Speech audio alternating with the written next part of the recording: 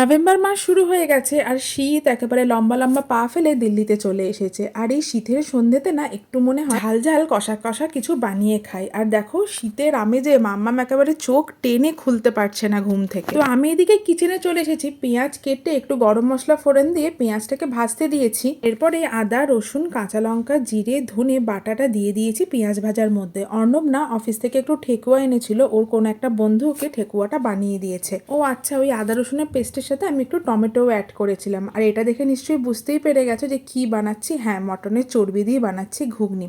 চর্বিগুলো মশলার সাথে ভালো করে কষে গেলে পরে সিদ্ধ হয়ে যাওয়া মটরটা দিয়ে দিলাম। অর্ণবের ভীষণ ফেভারিট, আর ও না এটা একটু কষা কষা খেতে চায়, ঝোল খেতে খুব একটা পছন্দ করে না। তাই একটু কষে আসতে আমি না ধনেপাতা কুচানোটাও দিয়ে দিয়েছি, যাতে ধনেপাতার গন্ধটা খুব ভালো করে ঘুগনির সাথে মিশে যায়। আর দেখো ঘুগনি এখানে আমাদের রেডি হয়ে গেছে। অর্ণব আমাকে একটু কফি বানিয়ে খাওয়ালো, আর এখানে আমি অর্ণবকে ঘুগনিটা টেস্ট করাচ্ছিলাম। ও তো বললো খেতে নাকি দারুণ হয়েছে। বা আমি কিন্তু ঘুগনি শুধু শুধু খেতে পারি না, তাতে শসা পেঁয়াজ কুচি লেবু চাট মশলা ভাজা মশলা সমস্ত কিছু দিয়ে একটু চাট মতো বানিয়ে। আমাদের কার কার ঘুগনি এইরকম খেতে ভালো লাগে কমেন্টে কিন্তু জানিও। সবাইকে তাহলে টাটা।